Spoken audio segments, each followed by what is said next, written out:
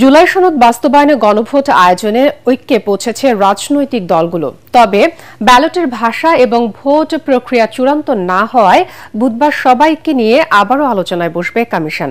কমিশনের সহসভাপতি ডক্টর আলী রিয়াজ জানিয়েছেন, 15 অক্টোবরের মধ্যে চূড়ান্ত করা হবে সনদ বাস্তবায়ন প্রক্রিয়া। 3/4 দল এরই মধ্যে সনদ স্বাক্ষরকারী 2 জন করে প্রতিনিধির নাম কমিশনে পাঠিয়েছেন বলেও জানান তিনি। ইমদাদুল্লাহ বাবুর রিপোর্ট। সব শঙ্কা কাটিয়ে আইনি ভিত্তি পাওয়ার পথে জুলাই জাতীয় সনদ 2025। রাজনৈতিক দলগুলোর সাথে কমিশনের শেষ দফার প্রথম দিনের আলোচনায় জুলাই সনদ বাস্তবায়নে গণভোট আয়োজনের ব্যাপারে দলগুলোর মধ্যে ঐক্য হয়েছে। রাজনৈতিক দলগুলো বলছে, নির্বাচনের আগেই সনদের আইনি ভিত্তি দেওয়ার ব্যাপারে ঐকমত্যে পৌঁছানো গেছে। একটা বিষয়ে ঐকমত্যে সবার এসেন্সটা ক্লিয়ার যে নির্বাচনের দিন, জাতীয় সংসদ নির্বাচনের দিন গণভোট হতে পারে। তবে গণভোটের ভাষা নিয়ে, গণভোটটা কিসের জন্য, এটা নিয়ে কিন্তু এখনো কিছুটা প্রত্যেকটা দলের নিজস্ব অভিপ্রায় রয়েছে। গণভোটের মাধ্যমে রাষ্ট্রের প্রত্যেকটা নাগরিকের অধিকারটাও এখানে কনফার্ম হয়ে গেল। তাহলে কেউ তুলতে পারবে না যে এটা যে পিপলস উইল এখানে রিফ্লেক্ট করছে না, সেই প্রশ্নটা কেউ আর দ্বিতীয় করে তুলতে পারবে না। এই প্রশ্নে নোট অফ ডিসেন্ট আছে। সকলেই তাদের যা প্রশ্নগুলো নিয়ে তাদের নির্বাচনী ইস্তেহারে দিবেন। যে দল সংখ্যাগরিষ্ঠতা পাবে, বিজয়ী হবে, তাদের প্রস্তাব অনুযায়ী সেই ভিন্নমতটা গৃহীত হবে। এক্ষেত্রে যদি কেউ সংখ্যাগরিষ্ঠতা না পায়, তখন পার্লামেন্টে এ বিষয়ে আলাপ আলোচনার মধ্য দিয়ে যে সমঝোতা হবে তার ভিত্তিতে ওই ভিন্নমতগুলো পাশ হবে। রোববারের আলোচনায় গণভোট আয়োজনে নির্বাচন কমিশনের সুবিধার্থে অধ্যাদেশ জারির পরামর্শ দেয় কয়েকটি দল। এখানে জাতীয় সনদের ভিত্তি, আইনি ভিত্তিটা আপনি সমর্থন করেন কিনা, হ্যাঁ না, এটা ইলেকশন কমিশনকে যে দায়িত্ব সরকার দেয়, আমরা মনে করি এটা জাতীয় নির্বাচনকে কোনো ধরনের ডিস্টার্ব করা ছাড়াই ওনারা নভেম্বরের এন্ডে অথবা ডিসেম্বরের মধ্যে এটা আয়োজন করতে পারেন। জাতীয় নির্বাচন তফসিলের আগে করতে পারবে। নেক্সট পার্লামেন্টের সমস্ত সংসদ সদস্যগণ বাধ্য থাকবে যদি জনগণ তার পক্ষে রায় দেয়। তো সেই জন্য একই সংসদ নির্বাচনের দিনে, একই দিনে আমরা আরেকটা আলাদা ব্যালেটে সেই জুলাই জাতীয় সনদের পক্ষে জনরায়টা নেয়ার জন্য বলেছে, সেটাই রেফারেন্ডাম। এই রেফারেন্ডাম অনুষ্ঠানের জন্য আমাদেরকে কনস্টিটিউশনে কোনো অ্যামেন্ডমেন্ট আগে আনতে হবে না। গণভোটটা হবে জুলাই সনদের উপর। 84টা প্রশ্ন, 86টা প্রশ্নের উপর কখনোই গণভোট হয় না। জুলাই সনদ জনগণ অ্যাপ্রুভ করছে কিনা এটার উপর গণভোট হবে, হ্যাঁ বা না। তো ফলে জুলাই সনদের ভেতরে যেগুলো আছে, নোট অফ ডিসেন্ট সহই এগুলো আসলে একমত হচ্ছে। গণভোটের ব্যাপারে রাজনৈতিক দলগুলোর ঐকমত্য হওয়ায় স্বস্তি প্রকাশ করেন কমিশনের সহসভাপতি ডক্টর আলী রিয়াজ।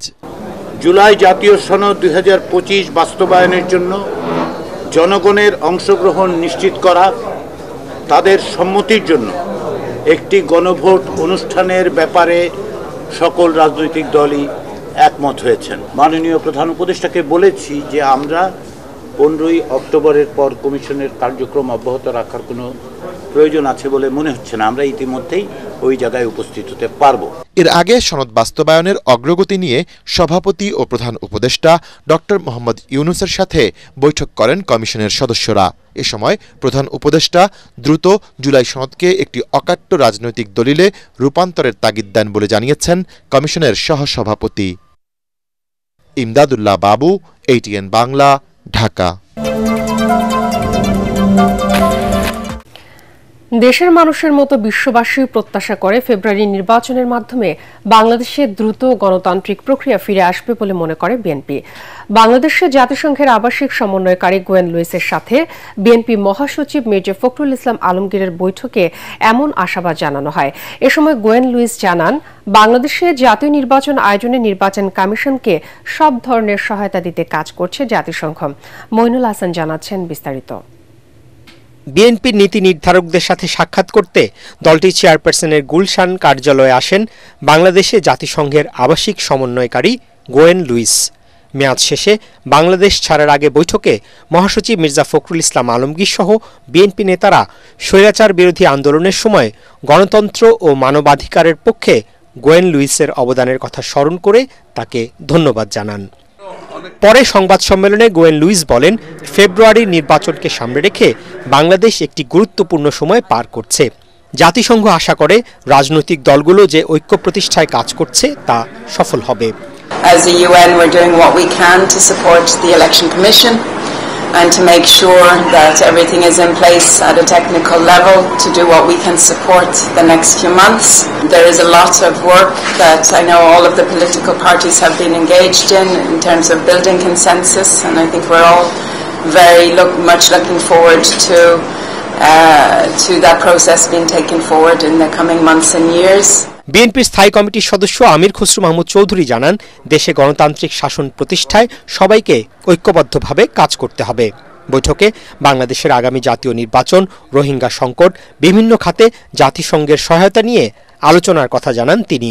গণতান্ত্রিক অর্ডার ফিরিয়ে আনার জন্য আজকে সকলে মিলে কাজ করতে হবে এবং সবচেয়ে বড় চাহিদা হচ্ছে এই জনগণের এই মুহূর্তে গণতান্ত্রিক অর্ডার ফিরিয়ে আনতে গেলে একটা খুব সহজে একটা নির্বাচনের মাধ্যমে সে কাজটা আমাদেরকে করতে হবে এবং ফেব্রুয়ারির প্রথমার্ধে যে নির্বাচনের আলোচনা চলছে এটাকে কিভাবে সফলভাবে আমরা সমাপ্তি করতে পারি সেটা আলোচনা হয়েছে।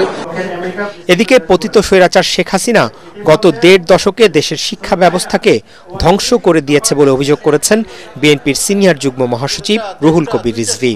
চেয়ারপারসনের গুলশান কার্যালয়ে আমরা বিএনপি পরিবারের আয়োজনে ফর্মুলা কার্ড তৈরি করে চীনের আন্তর্জাতিক মেলায় অংশ নিতে যাওয়া গাজীপুরের ইসলামী বিশ্ববিদ্যালয় অফ টেকনোলজির শিক্ষার্থীদের সহায়তা প্রদান অনুষ্ঠানে তিনি একথা বলেন।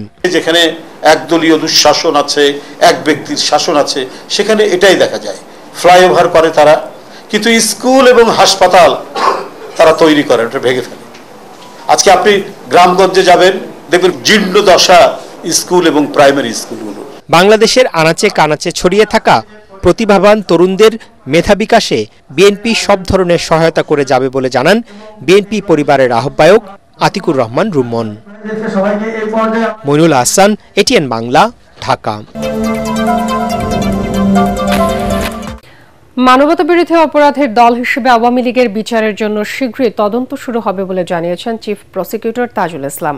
আন্তর্জাতিক অপরাধ ট্রাইব্যুনালে এক ব্রিফিংয়ে এ তথ্য জানিয়ে তিনি বলেন, দলটির বিরুদ্ধে করা অভিযোগ যাচাই বাছাই চলছে। এদিকে কুষ্টিয়ায় ৬ জনকে হত্যাসহ মানবতাবিরোধী অপরাধের ৩টি অভিযোগে আওয়ামী লীগ নেতা মাহবুবুল আলম হানিফ সহ ৪ জনের বিরুদ্ধে অভিযোগ আমলে নেওয়ার বিষয়ে আজ আদেশ দেবেন ট্রাইব্যুনাল ২। আরও জানাচ্ছেন হুমায়ুন চিস্তি। জুলাই আন্দোলনে চালানো গণহত্যার সরাসরি হুকুমদাতা হিসাবে আওয়ামী লীগ সহ ১৪ দলের বিচার চেয়ে আন্তর্জাতিক অপরাধ ট্রাইব্যুনালে গত বছরের অক্টোবরে অভিযোগ দায়ের করেন এনডিএম চেয়ারম্যান ববি হাজ্জাজ। ওই অভিযোগের তদন্ত শুরু হচ্ছে বলে জানিয়েছেন চিফ প্রসিকিউটর। দল হিসাবে আওয়ামী লীগের বিরুদ্ধে অপরাধী সংগঠন হিসাবে তাকে বিচারের মুখোমুখি করার জন্য প্রাথমিক তদন্তের কাজটা আমরা শুরু করতে যাচ্ছি। অভিযোগ এসেছে, এটা আমরা এখন গুরুত্ব দিয়ে এটা যাচাই বাছাইয়ের কাজটা করছি। খুব সহসাই আনুষ্ঠানিকভাবে তদন্ত শুরু হবে। এদিকে জুলাই আন্দোলনে কুষ্টিয়ায় ৬ জনকে হত্যাসহ মানবতাবিরোধী অপরাধের ৩টি অভিযোগে আওয়ামী লীগ নেতা মাহবুবুল আলম হানিফ সহ ৪ জনের বিরুদ্ধে আনুষ্ঠানিক অভিযোগপত্র জমা দিয়েছে প্রসিকিউশন। অভিযোগ আমলে নেয়ার বিষয়ে সোমবার আদেশ দেবেন ট্রাইব্যুনাল ২। এই ফরমাল চার্জে আমরা মাহবুবুল আলম হানিফের ব্যাপারে কমান্ড রেসপন্সিবিলিটির অভিযোগ নিয়ে আসছি। এই 3টি অভিযোগ প্রমাণের জন্য সাফিসিয়েন্ট ম্যাটেরিয়াল, তথ্য প্রমাণ আদি সবকিছু প্রসিকিউশন দাখিল করেছে। এছাড়া ট্রাইব্যুনাল ১-এ রাজধানীর চানখারপুলে ৬ জনকে গুলি করে হত্যার মামলায় এদিন একজন সাক্ষ্য দেন। এছাড়া মানবতাবিরোধী অপরাধের মামলায় গ্রেফতার দেখিয়ে সিরাজগঞ্জ ২ আসনের সাবেক এমপি জান্নাত আরা হেনরিকে কারাগারে পাঠান ট্রাইব্যুনাল। হুমায়ুন চিস্তি, এটিএন বাংলা, ঢাকা।